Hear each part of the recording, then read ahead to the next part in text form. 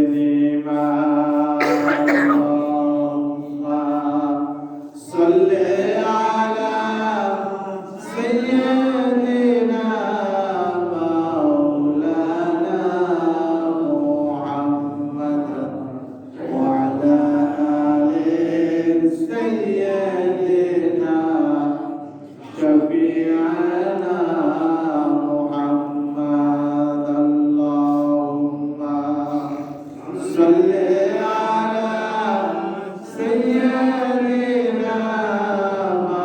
مولانا محمد وعلى آل سيدنا شفيعنا محمد নবীর উপর কেহ যদি একবার দরুদ পাঠ করে তাহার উপর আল্লাহ তাআলা 10টি রহমত নাযিল করে আল্লাহুম্মা সাল্লি আলা মাওলানা মুহাম্মদ ওয়া আলা আলি সাইয়্যিদিনা শাফি'ানা بلغ العلا بكماله كشف الدجى بجماله حسنت جميع خصاله صلوا عليه وآله بلغ العلا بكماله كشف الدجى بجماله حسنت جميع خصاله صلوا عليه وآله سورة يوسف بداري حكمة لقمان ما قارئ قرآن باري آئے دلے شاد مان ما بلغ العلا بكماله كشف الدجى بجماله حسنت جميع خصاله صلوا عليه وآله نسرین جانب بدخار گذر کن جاء عالم محمد را خبر کن بلغ العلا بکماله کشف الدجى بجماله حسنت جميع خصاله صلوا عليه وآله سلموا يا كمبل صلوا على صدر الأمين مصطفى ما جاء إلا رحمة للعالمين سبحان الله الحمد لله لا إله إلا الله سبحان الله الحمد لله لا إله إلا الله سبحان الله الحمد لله لا إله إلا الله لا إله إلا الله محمد رسول الله صلى الله عليه وسلم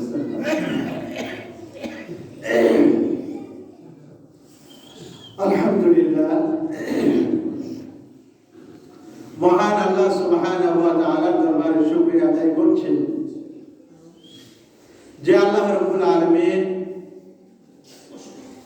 পবিত্র এই রজব মাসে,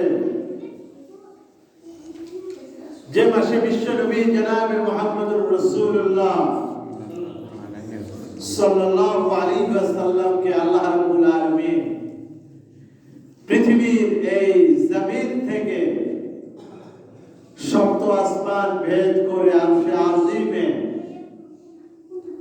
আল্লাহ রাব্বুল ইজ্জাত ওয়াল জালাল ওয়াল ইকরাম মেরাজ করিয়েছেন, আল্লাহ সুবহানাহু ওয়া তাআলার সঙ্গে দিদার করিয়েছেন। সেই মাসে আল্লাহ রাব্বুল ইজ্জাত ওয়াল জালাল ওয়াল ইকরাম আমাদেরকে তার পবিত্রতম ঘর মসজিদে আসার তৌফিক দিয়েছেন। এজন্য শুকরিয়া আদায় করি, বলি আলহামদুলিল্লাহ। আলহামদুলিল্লাহ। আল্লাহ রাব্বুল আলামিন অত্যন্ত দয়া করে, মায়া করে আল্লাহ রাব্বুল ইজ্জাত আমাদেরকে তার পবিত্রতম ঘর, তার আহ্বানে সাড়া দেওয়ার তৌফিক দান করেছেন। সকলে বলি আলহামদুলিল্লাহ। এই খুশনসিব, এই সৌভাগ্য সকলের নসিবে কি জুটবে? সকলের নসিবে জুটবে না। কারণ বিশ্বনবী জনাবে মুহাম্মদুর রাসূলুল্লাহ সাল্লাল্লাহু আলাইহি ওয়াসাল্লাম বলেছেন, বনি আদমের 1000 জনের মধ্যে 999 জনই জাহান্নামী হবে, আর একজন হবে জান্নাতি। কয়জন জান্নাতি হবে? একজন। কয়জনের মধ্যে? বনি আদমের, এই আদম সন্তানদের মধ্যে 1000 জনের মধ্যে জান্নাতি হবে কয়জন? একজন। আর জাহান্নামী হবে কয়জন? 999 জন। এটা কে বলেছেন? নবী মুহাম্মদুর রাসূলুল্লাহ সাল্লাল্লাহু আলাইহি ওয়াসাল্লাম। তিনি কি সত্য বলেন না মিথ্যা বলেন? সত্য। হ্যাঁ, নবী সত্য বলেন না মিথ্যা বলেন? নবী মুহাম্মদুর রাসূলুল্লাহ সাল্লাল্লাহু আলাইহি ওয়াসাল্লামকে তৎকালীন যুগে, ওই যুগে, যে যুগে মানুষ মানুষকে মানুষ বলে মূল্যায়ন করত না, নিজের কন্যা সন্তানকে জীবন্ত কবর দিতেও দ্বিধাবোধ করত না, কুণ্ঠাবোধ করত না, এবং কেউ কাউকে বিশ্বাস করতে পারত না। সেই যুগে নবীকে আল আমিন উপাধি দেওয়া হয়েছিল। কাফেররা তাকে কি উপাধি দিয়েছিল? আল আমিন মানে কি? বিশ্বাসী, সত্যবাদী। আস-সাদিক তাকে কি বলতো? সত্যবাদী বলতো। তিনি আল আমিন, বিশ্বাসী ছিলেন, তিনি সত্য বলতেন। ওই যুগের কাফেরেরা সার্টিফিকেট দিয়েছিল, সত্যায়িত করেছিল নবীকে সত্যবাদী রূপে। কি রূপে? সেই নবী বলেছেন 1000 জনের মধ্যে 999 জনই কোথায় যাবে? জাহান্নামে যাবে, আর একজন যাবে কি? জান্নাতে। তাহলে এই যে আমি আপনি মসজিদে আসতে পেরেছি, এই খুশনসিব কিসের জন্য? ওই একজনের। কার জন্য? ওই একজনের জন্য। হয়তোবা ওই একজনের মধ্যে আমি আপনি হতে পারি কিনা? আমরা আশা করি কিনা? আমরা আশা করি যে ওই একজনের মধ্যে যেন আমি আপনি হতে পারি। আল্লাহ রাব্বুল আলামিন আমাদের কবুল করে নিন। সকলে বলি আমিন। সকলে বলি আমিন। যদি আমি আপনি কিয়ামতের ময়দানে 999 জনের মধ্যেই পড়ে যাই, তাহলে আমাদের উপায় থাকবে? জাহান্নামীদের অন্তর্ভুক্ত যদি হয়ে যায়, আমাদের উপায় থাকবে? উপায় থাকবে না। বাঁচার কোনো পথ আমাদের থাকবে না। একমাত্র কে আমাদেরকে বাঁচাতে পারে? স্বয়ং আল্লাহ রাব্বুল ইজ্জাত আমাদেরকে বাঁচাতে পারেন। আল্লাহ রাব্বুল আলামিন বলেন, হুয়া জাতাবাকুম ওয়া মা জাআলা আলাইকুম ফিদ-দীনি মিন হারাজ মিল্লাতা আবিকুম ইব্রাহিম ওয়া সাম্মাকুমুল মুসলিমিন। আল্লাহ রাব্বুল আলামিন বলেন, আমি তোমাদেরকে শুধুমাত্র মনোনীত করিনি, আমি তোমাদেরকে শুধুমাত্র মনোনীত করিনি, মনোনয়ন দিয়েই শেষ করিনি। আমি আল্লাহ রাব্বুল আলামিন তোমাদেরকে নির্বাচিত করেছি আর তোমাদের নামকরণ করেছি মুসলমান করে। সুবহানাল্লাহ। আমাদের নাম মুসলমান, এটা কে দিয়েছে? কে দিয়েছে? স্বয়ং আল্লাহ রাব্বুল আলামিন আমাদের নাম দিয়েছেন কি করে? মুসলমান করে। আমরা খুশি না? কারণ আমাদের যে নামটা দিয়েছেন সেটা আমাদের রব, আমাদের স্রষ্টা, আমাদের মালিক, আমাদের মনিব, তিনি আমাদের এই নামটা কে দিয়েছেন? স্বয়ং আল্লাহ রাব্বুল আলামিন দিয়েছেন। আমাদের কি কোনো ভয় আছে? কোনো শঙ্কা আছে? আমরা কোনো রক্তচক্ষুকে আমরা কি পরোয়া করেছি? আমরা পরোয়া করিনি। আমরা জালিমকেও আমরা কি করি নাই? পরোয়া করেছি। আজকে জালিমকে বিতাড়িত করেছে কারা? এই আবাবিল, তরুণ আবাবিল। হ্যাঁ, তৎকালীন সময় মক্কাকে আক্রমণ করা হয়েছিল, আল্লাহ বলার একজনও ছিল না। আল্লাহ বলার একজনও ছিল না।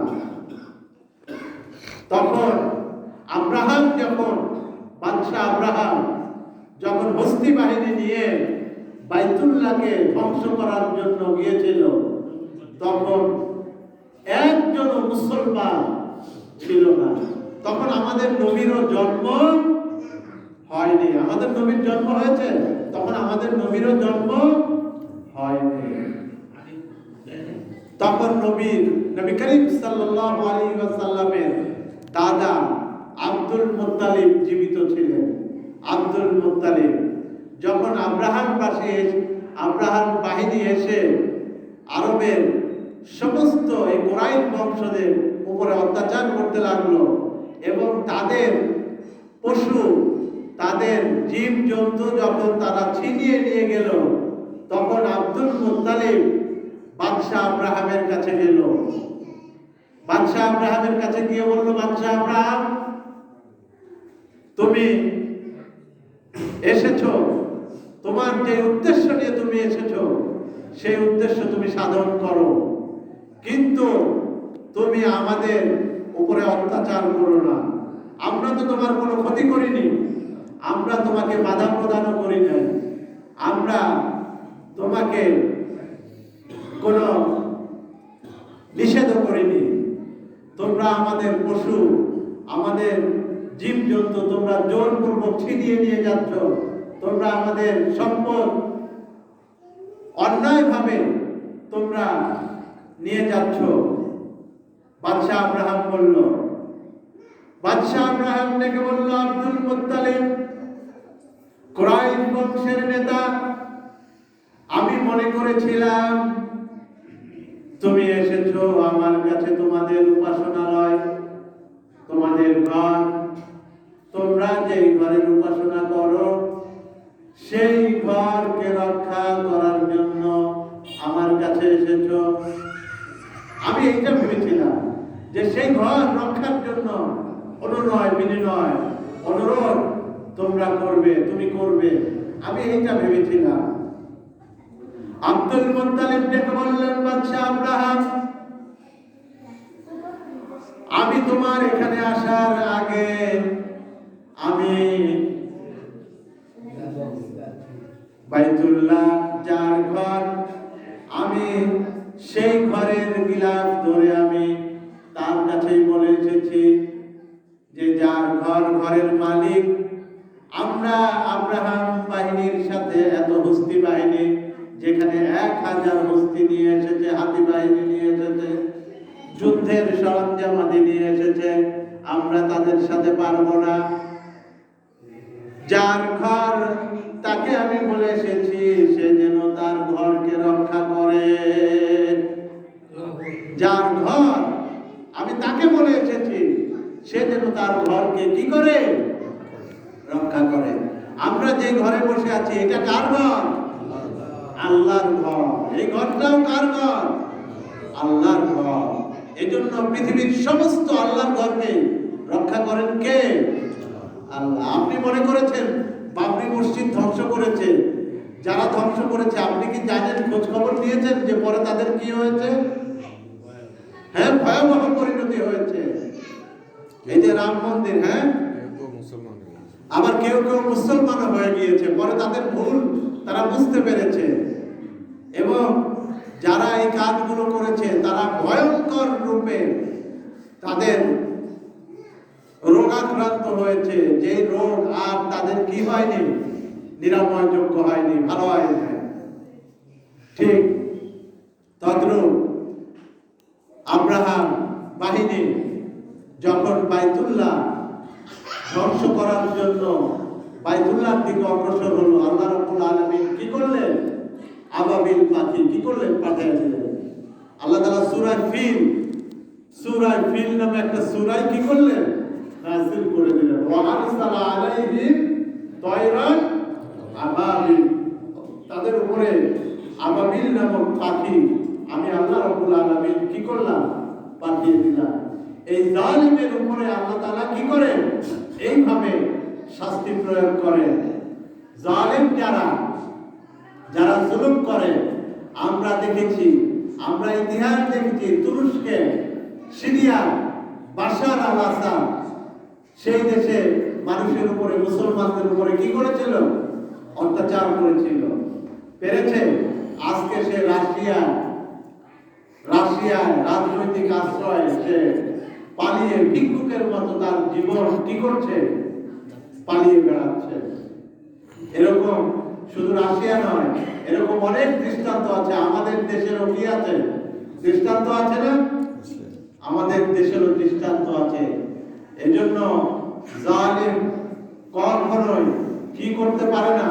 চিরস্থায়ী হতে পারে না। আল্লাহ রাব্বুল আলামিন আমাদেরকে, যাদের উপরে যারা অত্যাচারের শিকার হয়েছে, যারা মজলুম হয়েছে, আল্লাহ তাদের দোয়াকে কি করেছেন? কবুল করেছেন। আল্লাহ রাব্বুল আলামিন যে মাসটা, আল্লাহ রাব্বুল আলামিন আমাদের সকলকে, আমরা যেন প্রত্যেকের সাথে আমরা সহমর্মিতা, সহ অবস্থান, আমরা যেন প্রত্যেককে আল মুসলিম আকুল মুসলিম, যে এক মুসলমান আরেক মুসলমানের কি ভাই স্বরূপ, আমরা যেন এইভাবে আমরা একে অন্যের সঙ্গে কাঁধে কাঁধ মিলিয়ে থাকতে পারি। আর এই যে মাস, রজব মাস, এই মাসের শিক্ষাই হচ্ছে কি এইটা, এই মাসের শিক্ষা কি এইটা। আর আমরা দেখেছি গত 17ই ডিসেম্বর আপনার টঙ্গী ইজতেমা ময়দানে যে এক মুসলমান আরেক মুসলমানের উপরে আক্রমণ করেছে, আমরা এর তীব্র নিন্দা এবং প্রতিবাদ জানাই। আজকে এই উপলক্ষে আজাদী ময়দানে প্রতিবাদ সমাবেশ আছে। আমরা যারা পারি আমরা সেখানে ইনশাআল্লাহ সমবেত হব। আল্লাহ রাব্বুল আলামিন আমাদের সকলকে তৌফিক দান করুন। সকলে বলি আমিন। ওয়া আখিরু দাওয়ানা আলহামদুলিল্লাহি রাব্বিল আলামিন।